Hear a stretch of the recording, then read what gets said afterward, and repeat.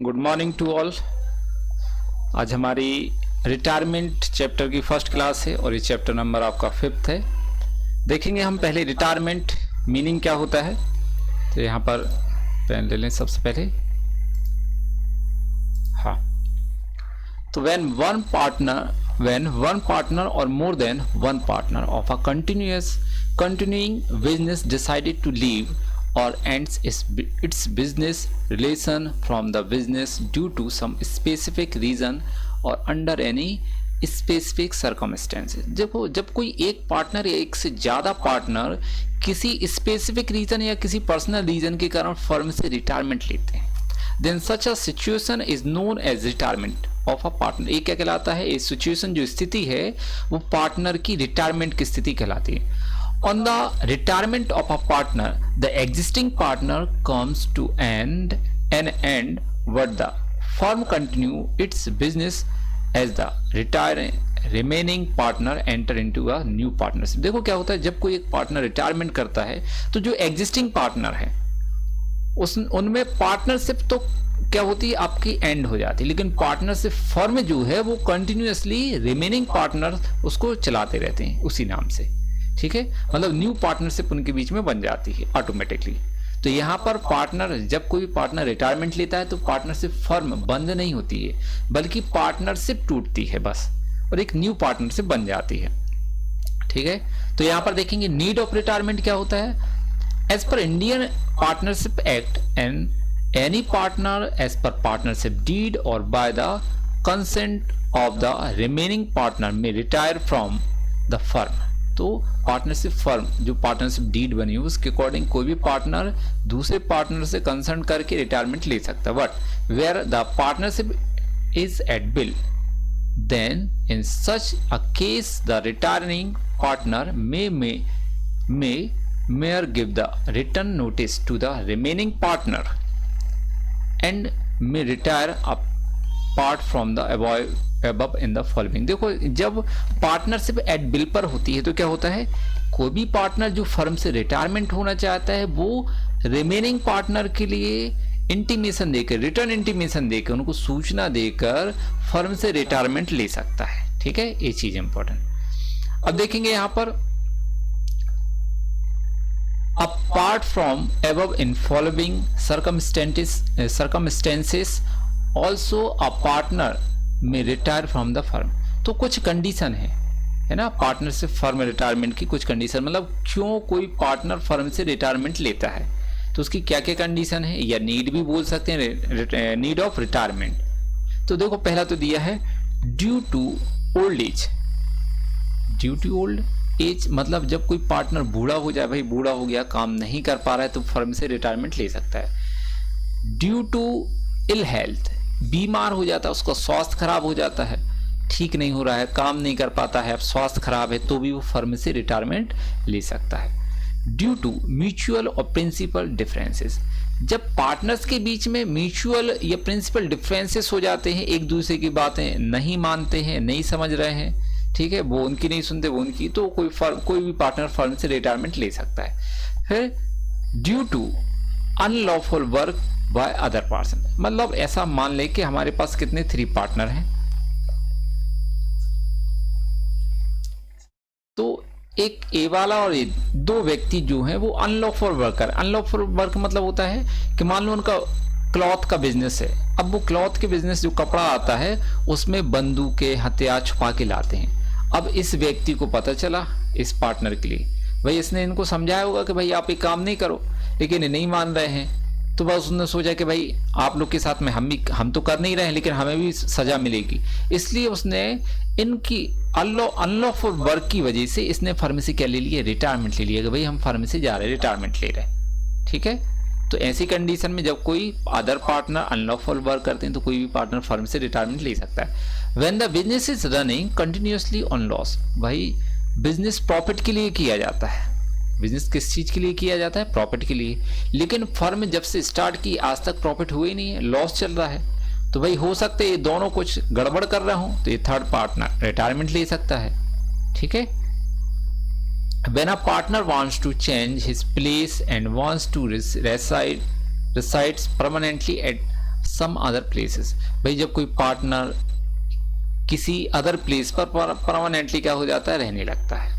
भाई ये विदेश गया और विदेश में मान लो कोई लड़की उसको पसंद आ गई, है ना, तो वो वहीं पर शादी करके सेटलमेंट हो गया, वहीं रहे, अब इंडिया आने की उसकी चांस ही नहीं है। तो वो फर्म से, पार्टनर से फर्म से क्या ले लेगा, रिटायरमेंट। मान लेते लड़की है वो विदेश गई, उसको कोई लड़का पसंद आ गया, उसने वहाँ पर मैरिज कर ली, वहीं सेटलमेंट हो गए, रहने लगी, अब इंडिया आने की चांसेस नहीं है, तो ये भी परमानेंटली वहाँ पर क्या उसका स्टेबल हो जाना है, अब वो आने की कोई चांस, तो वो रिटायरमेंट ले सकती फर्म से।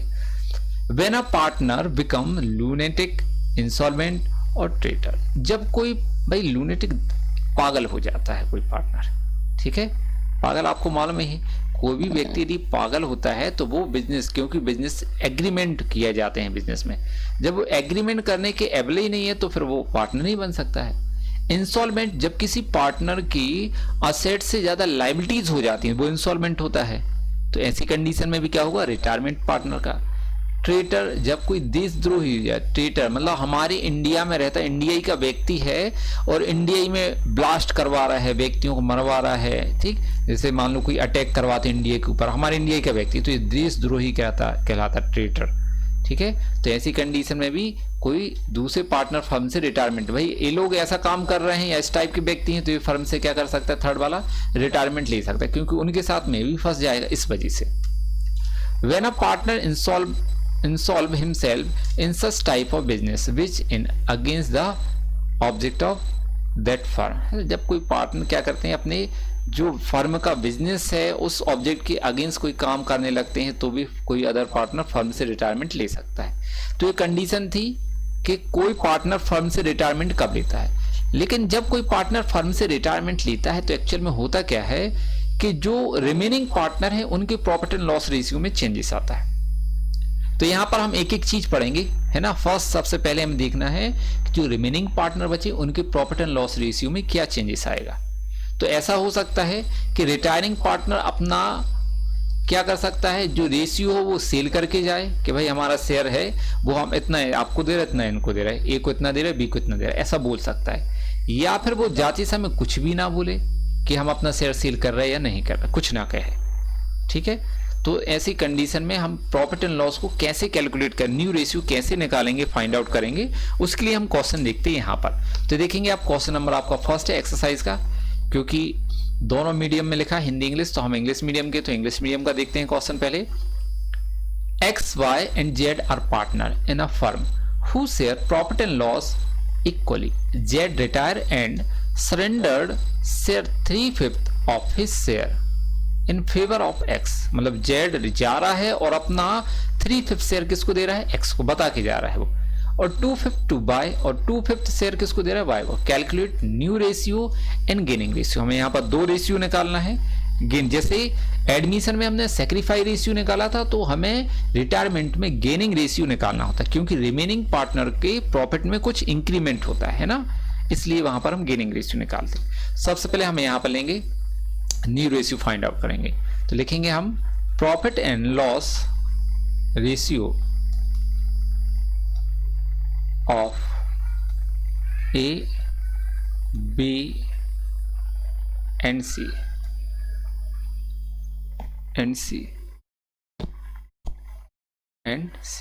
Profit and loss ratio of A, B and C. तो यहां पर देखिए कितना दिया, इक्वल दिया है, तो यहां पर आएगा 1:1:1, ठीक है।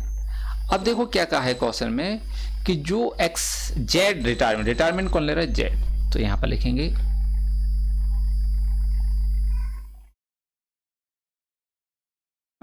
Z surrender in favour of x, है ना। जेड किसको देके जा रहा है, एक्स, सॉरी यहां पर एक्स वाई जेड है, सॉरी ABC नहीं है, यहां पर क्या है, एक्स वाई जेड। तो हम यहाँ पर नाम लिख लेंगे, इनके चेंज कर देंगे।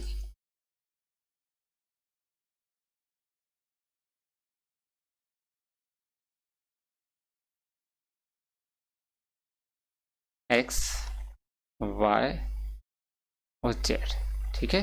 तो यहाँ पर लेंगे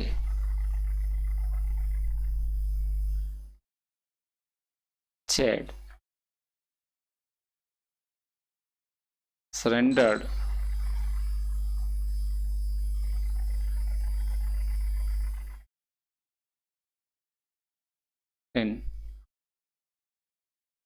फेवर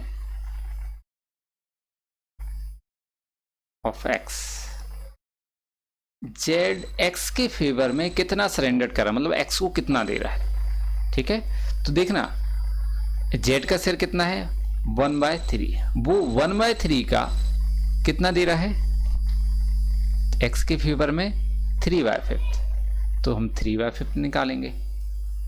तो यहां पर क्या होगा, क्रॉस है, मल्टीप्लाई है, तो ऊपर का ऊपर और नीचे का नीचे हम मल्टीप्लाई करेंगे, तो 3 1 जा 3 और 3 5 जा 15, मतलब इतना एक्स को मिलेगा, एक्स को। ठीक है, किससे, जेड से।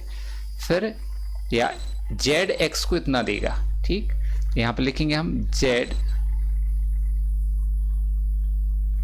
सरेंडर्ड इन फेवर ऑफ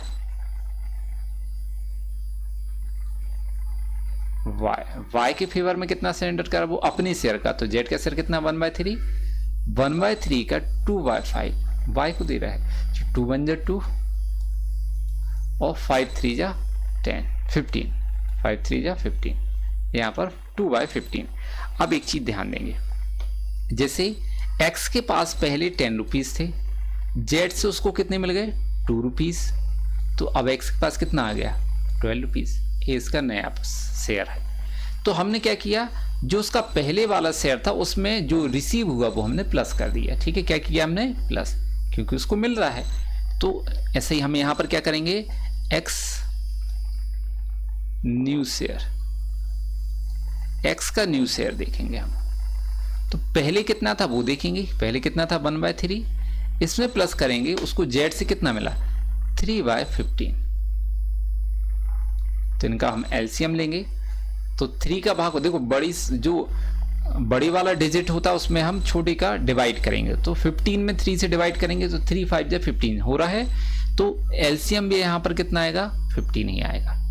आप मल्टीप्लाई करके लेंगे यदि तो ले सकते हैं, लेकिन क्रॉस मल्टीप्लाई करना पड़ेगा। ठीक, तो यहाँ पर हमने क्या ले लिया 15, 3 का डिवाइड करेंगे 15 में कितने बार जाएगा 5, 3 5 जा 15 और 5 बन जा 5। ठीक, ऊपर हम न्यूमरेटर में मल्टीप्लाई करेंगे तो 5 बन जा 5, फिर 15 का डिवाइड 15 में 15 बन जा 15 और 3 बन जा 3, तो कितना आएगा 8/15। ऐसे हम निकालेंगे y का, y न्यू शेयर। ठीक है, तो पहले y का शेयर कितना था 1/3,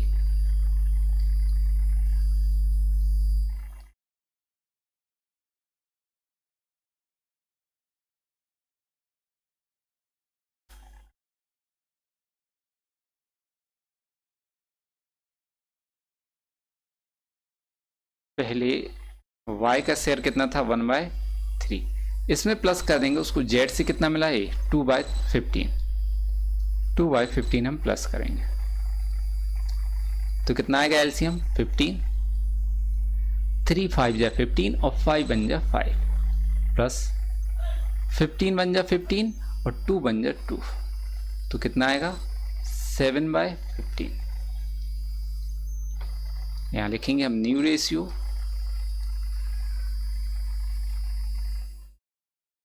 of x and y, z तो चला गया तो x एंड y, तो क्या आएगा x का कितना है 8/15, y का कितना है 7/15, डिनोमिनेटर सेम है कोई दिक्कत नहीं है, अलग कर देंगे हम तो कितना आ जाएगा 8:7, जे इनका न्यू रेशियो। अब हमें एक और निकालना है, गेनिंग रेशियो निकालना है, तो यहां पर हम लिखेंगे gaining ratio, gaining ratio equal to होता है न्यू रेशियो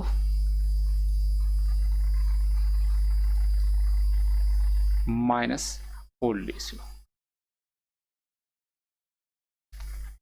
ना ओल्ड रेशियो में से न्यू रेशियो में से ओल्ड रेशियो माइनस कर दो, तो गेनिंग किसका निकलेगा रिमेनिंग पार्टनर का। तो पहले हम x का निकालेंगे, न्यू रेशियो कितना है ये लिखा है 8/15, 8/15 है ना, माइनस ओल्ड रेशियो कितना है 1/3, ये लिखा है देखो ये लिखा 1/3 1 1 1 है ना, तो यहाँ पर एलसीएम कितना लेंगे हम 15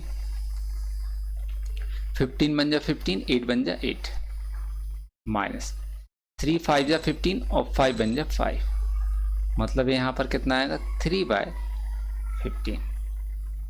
फिर लेंगे हम y का, न्यू रेशियो कितना है y का 7/15, ओल्ड रेशियो कितना है 1/3, सबके इक्वल थे क्योंकि इनका भी एलसीएम कितना आएगा 15 बन जा 15 और 7 बन जा 7, 3 5 जा 15 और 5 बन जा 5, तो यहाँ पर क्या आएगा 2/15।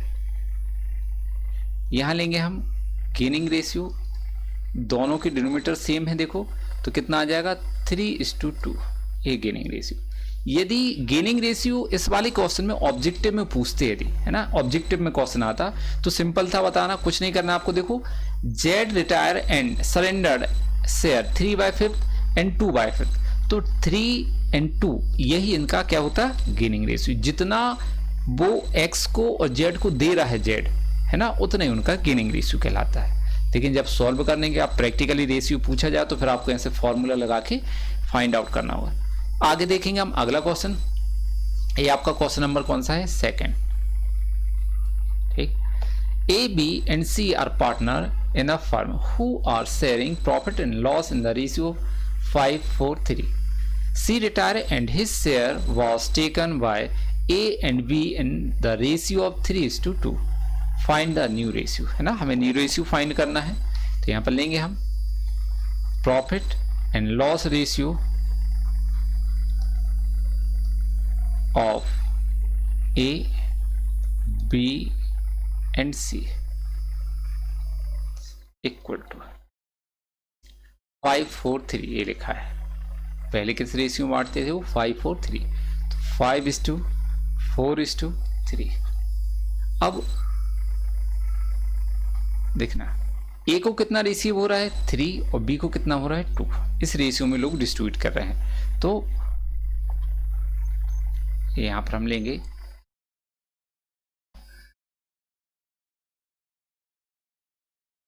ए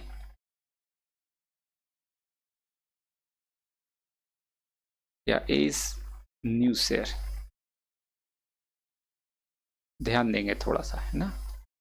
ए का पहले कितना था ए 5/12, इसमें हम प्लस कर देंगे उसको सी से कितना मिल रहा था, ब्रैकेट में लेंगे हम कितना मिल रहा है, जो सी का शेयर है कितना है 3/12, इसका कितना मिल रहा है 3/5, तो 3/5 हम निकालेंगे यहां पर।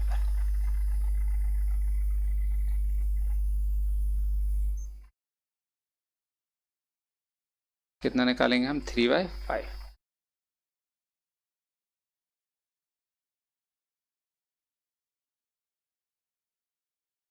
ठीक है, क्योंकि उसको C के शेयर का कितना मिला 3/5, तो यहां पर क्या आ जाएगा 5/12 प्लस 3 3 जा 9 और 5 12 जा या 12 5 जा 60, इतना मिलेगा, है ना। इसको हम प्लस कर देंगे तो इनका एलसीएम कितना आएगा 12 और 60 का, तो 60 में 12 का डिवाइड हो रहा ना, 12 5 जा 60, इसलिए यहाँ पर एलसीएम कितना ले लेंगे हम 60, तो 12 5 जा 60 और 5 5 जा 25 प्लस 60 बन जा 60 और 9 बन जा 9, मतलब यहाँ पर ए का न्यू शेयर कितना होगा 34/60। ऐसे यहाँ पर लेंगे 20 न्यू शेयर, 20 न्यू शेयर, ठीक है। तो बी का जो शेयर है पहले कितना था 4/12, इसमें हम प्लस कर देंगे। सी का जो शेयर है, सी का शेयर कितना है 3/12, इसका 2/5 बी को मिल रहा है, तो हम पहले 2/5 निकालेंगे, तो 4/12 इसमें प्लस करेंगे, 3 2 जा 6 और 5 12 जा 60, इतना है, मतलब बी को सी के शेयर का 6/60 मिल रहा है। अब यहाँ पर एलसीएम कितना आएगा 12 और 60 का 60, 60 का 12 का 60 में डिवाइड होगा कितने बार 5 टाइम्स, तो 12 5 जा 60 और 5 4 जा 20 प्लस 60 बन जा 60 और 6 बन जा 6, मतलब 26/60। न्यू रेशियो निकालेंगे हम। New ratio A and B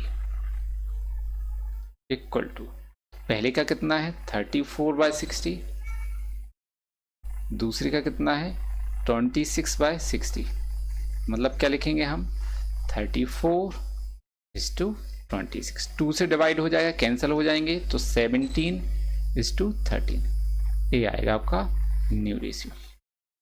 तो क्वेश्चन में देखेंगे क्या पूछा था, सिर्फ हमें न्यू रेशियो फाइंड आउट करना था। अब यदि आपको कोई क्वेश्चन समझ में नहीं आता है तो आप मुझे कॉल करके पूछ सकते हैं, ठीक है। अब आगे देखते हैं question number 3, A, B, C are partner in a firm sharing profit and loss in the ratio of 5:1.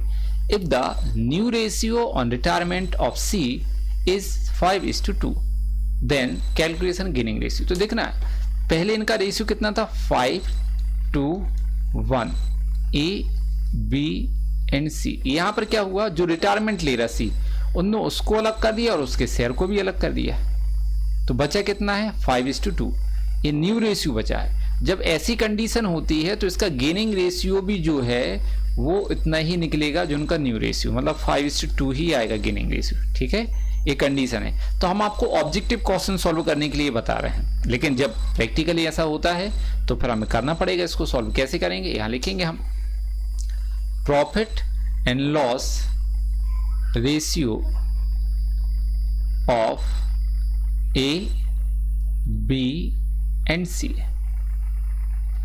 Equal to कितना है 5:1, 5:1, ठीक है। यहां पर लिखेंगे न्यू रेशियो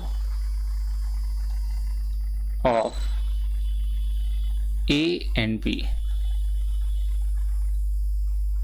बी, कितना है 5:2 ए। अब हमें क्या निकालना है, गेनिंग रेशियो। तो gaining ratio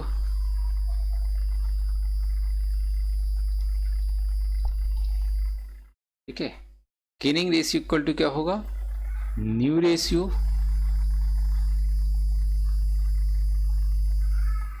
minus old ratio, ये है आपका फॉर्मूला, ठीक है। अब यहां पर लेंगे हम सबसे पहले ए का न्यू रेशियो, कितना ए का, ए लिखा है 5/7 माइनस ओल्ड रेशियो कितना, ए है आपका 5/8। इनका एलसीएम लेंगे। अब देखो 8 में 7 का डिवाइड तो हो नहीं रहा, अब मल्टीप्लाई करके, तो 8 7 जा 56, क्रॉस मल्टीप्लाई कर, तो जब इस तरीके से हम एलसीएम लेते हैं तो क्रॉस मल्टीप्लाई करते हैं, 8 5 जा 40 और 7 5 जा 35, तो कितना बचे यहाँ पर 5/56। बी का लेंगे हम, न्यू रेशियो कितना है 2/7 और ओल्ड रेशियो कितना है 2/8। यहाँ पर एलसीएम कितना है 56, क्रॉस मल्टीप्लाई करेंगे हम, 8 2 जा 16 और 7 2 जा 14, तो 2/56 ए, ठीक है। तो गेनिंग रेशियो जो है आपका वो कितना आएगा 5/56 और 2/56, मतलब 5:2, ये आपका गेनिंग रेशियो। अच्छा, गेनिंग रेशियो हम निकालते क्यों हैं, तो जब कोई पार्टनर फर्म से रिटायरमेंट करता है ना, तो उसको हमें क्या करना होता है, गुडविल देना होता है, गुडविल का अमाउंट हम उसको पे करते हैं। तो जो रिमेनिंग पार्टनर बचे हैं उनसे हम गुडविल का अमाउंट लेते हैं। तो रिमेनिंग पार्टनर से गुडविल किस रेशियो में लेना है उसके लिए हम गेनिंग रेशियो निकालते हैं, ठीक है। तो 5:2 रेशियो में हम गुडविल का पैसा रिमेनिंग पार्टनर से लेंगे और रिटायरिंग पार्टनर को हम पेमेंट करते हैं, ठीक है। बस आगे हम कल देखेंगे, आज यहीं तक, थैंक यू।